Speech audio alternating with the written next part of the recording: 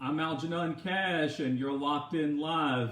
Emily Murphy, the administrator of the General Services Administration, on Monday formally designated President-elect Joseph Biden as the apparent winner of the presidential election, providing federal funds and resources to begin a transition and authorizing his advisors to begin coordinating with Trump administration officials. President Trump said on Twitter Monday night that he was authorizing his staff to begin initial protocols for the transition process. He did not concede the election and vowed to persist with efforts to undermine the vote that have so far proved fruitless, but he acknowledged in his most explicit terms yet that his time in the White House may be coming to an end. Ms. Murphy did go on to say that several more senior lawmakers had asked her to allow the transition to proceed forward.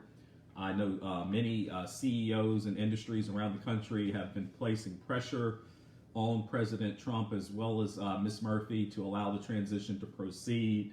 And I also am someone who agreed that the transition needed to proceed as well. So I wanted to make this quick live. I have been getting your questions and your messages asking more about the process. I know there's a lot of questions about how does all this work. So thank you for joining me for this quick live segment. And I'm going to try to share some commentary on what I think about the transition. And if you have any questions for me about the process, certainly leave them in the comment section and I'll be happy to address it. Just for point of clarification, because one of the questions that I've received throughout the day is, how does the General Services Administration decide who the president-elect is? And they actually do not. So the only thing the GSA does is ascertains who the next incoming president is. So they ascertain the incoming president simply for transition purposes only, so that they can gain access to cabinet level agencies, so they can start performing background checks on their potential appointees, so that the president-elect can also gain access to classified information, the president's daily briefing, and most importantly, the GSA provides federal funding so that the incoming president can actually finance the transition. So that means recruiting new employees, hiring, training, orientating, and doing a lot of those things. So that's tactically what the GSA does. The Electoral College will decide who the winner of the presidential election is. That we only do one national election in this country, which is the presidential election, and the Electoral College is the process we use to decide who the winner is, not particularly the GSA. And I know that this was really a tough decision for President Trump to allow the transition to move forward. As I've continued to state, that if the president feels like he has legal rights and legal questions or even legal recourse as it relates to the election results, he should continue to pursue those. He should not relent.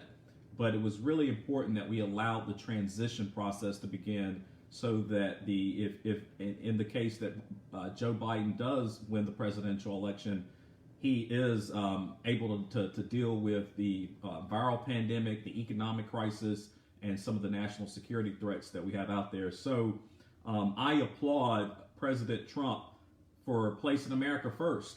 And, finally, it took him a while to get to this point, make this decision. But I do applaud him for making the decision, because it is a decision that does place the country ahead of his own desires. And I also think that the decision and sort of where we are with this process continues to highlight that the American democracy is fully alive and it continues to work. President Trump attracted 74 million votes in this election. Joe Biden attracted somewhere around 80 million votes. And when you think about that many people voting in the presidential election, and obviously 74 million people did not get the outcome that they desired. But when we step outside of our homes, we don't see tanks rolling through the streets. We don't hear gunfire. We're not at civil war like so many other countries around the world. And I am very proud of my country. I love America.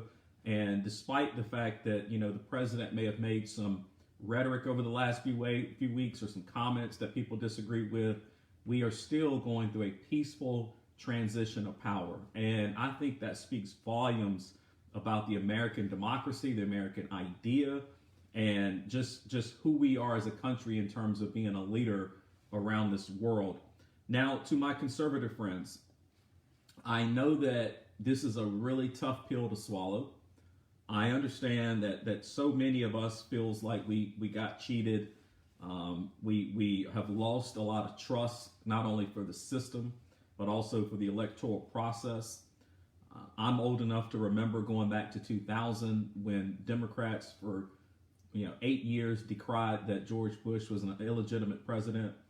I know so many of my conservative friends are just disgusted with the fact that since day one of Donald Trump taking office, he has been under investigation. He has been plagued with a partisan impeachment process. And I understand that all these things have caused you to lose trust in our system.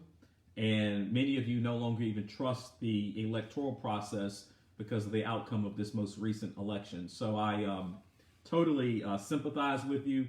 I know many of you have told me that you want to resist, and I would encourage you not to resist. I know so many of you have told me you want to go run to Parler, you want to jump off Facebook, you just don't want anything to do with Democrats and liberals any longer, and I would implore you not to do so. It is so important that we stay relevant as conservatives, that the Republican Party stays relevant through this process.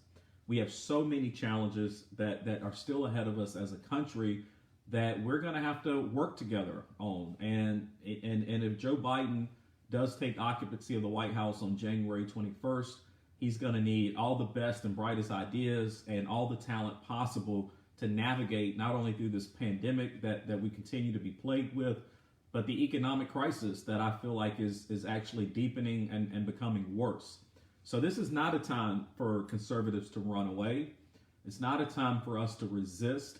It's a time for us to step up and lead and to be relevant and to put our country first and to support this country despite our hurt emotions and feelings. And I also think this is a time for us to acknowledge our accomplishments over the last 4 years.